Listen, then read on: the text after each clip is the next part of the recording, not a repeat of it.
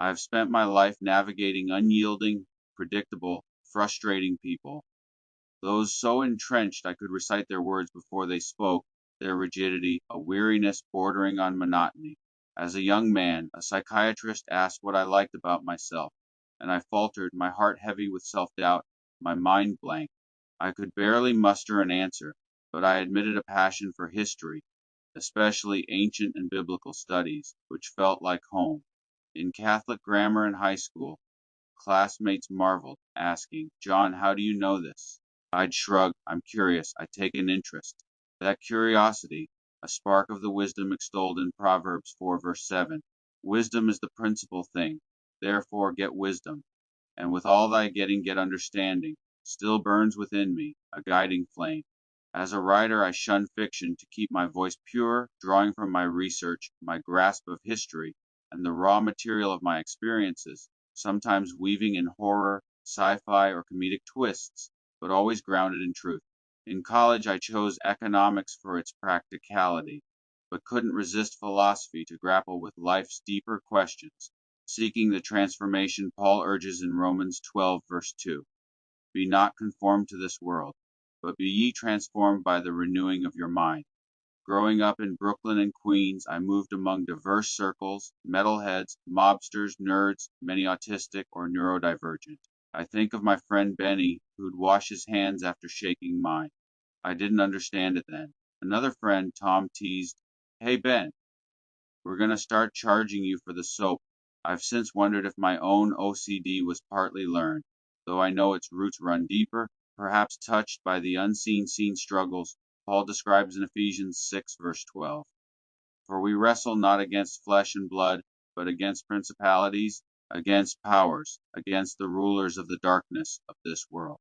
The book of Enoch, 1 Enoch 15:8 to 12, echoes this, detailing fallen angels whose influence weighs on the soul, greasing the pole of progress to keep us sliding backward.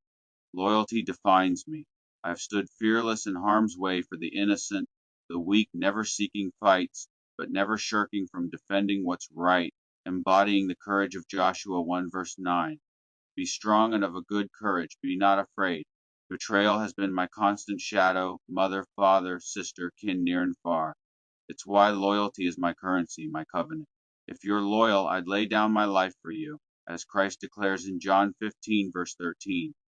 Greater love hath no man than this, that a man lay down his life for his friends.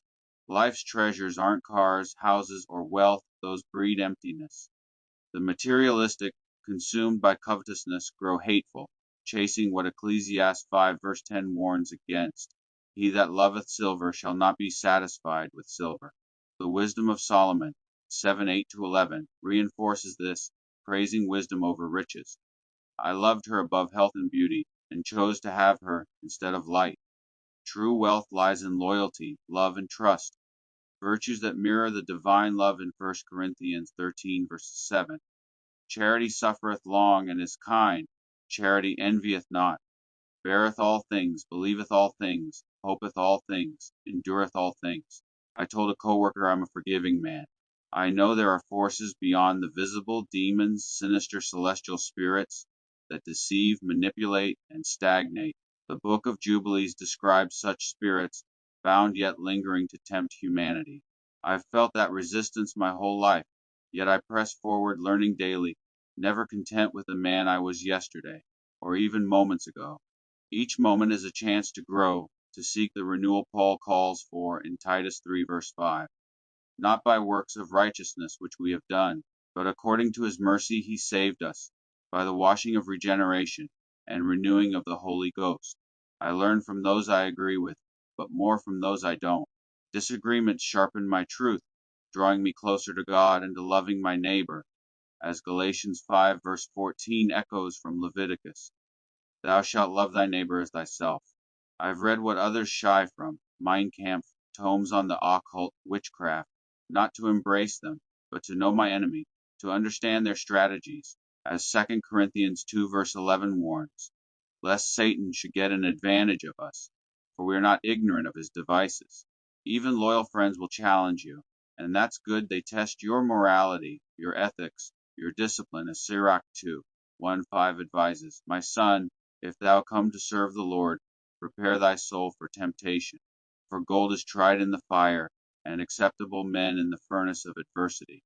The worst sin is to live as a phony cloaked in a facade to dodge rejection, a fate worse than death.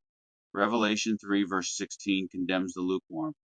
So then, because thou art lukewarm, and neither cold nor hot, I will spew thee out of my mouth.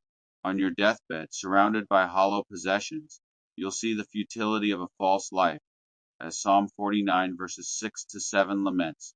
They that trust in their wealth and boast themselves in the multitude of their riches, none of them can by any means redeem his brother.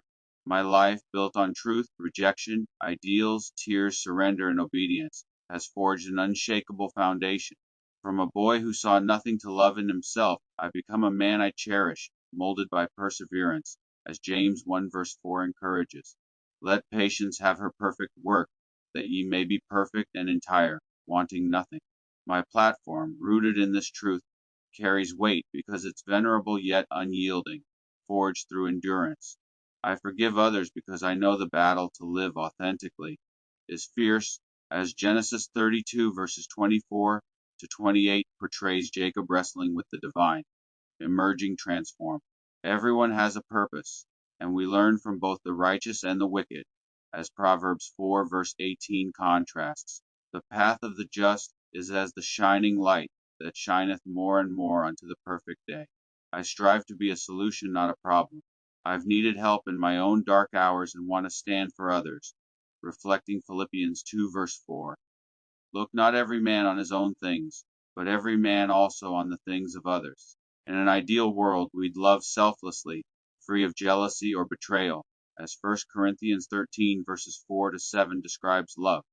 The book of Jubilees calls for love among brethren, a standard I hold dear. As I walk this path, I carry the wisdom of Psalm 51 verse 10.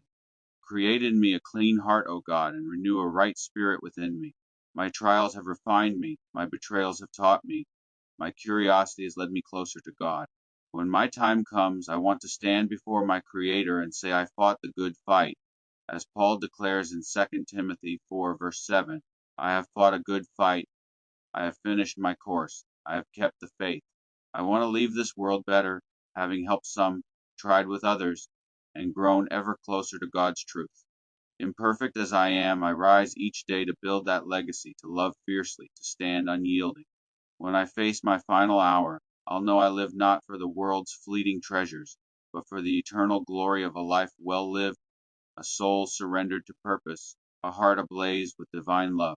As Revelation 22 verses 12 to 13 promises, "Behold, I come quickly, and my reward is with me, to give every man according as his work shall be. I am Alpha and Omega, the beginning and the end." In that moment, I'll stand ready, my life a testament to truth, my soul anchored in the eternal, my heart united with the divine purpose. With every step, I strive to reflect John 8 verse 12, where Christ declares, "I am the light of the world. He that followeth me shall not walk in darkness, but shall have the light of life." I will carry that light, undimmed by betrayal or trial, to shine as a beacon of hope, love, and unwavering faith, leaving a legacy that echoes into eternity.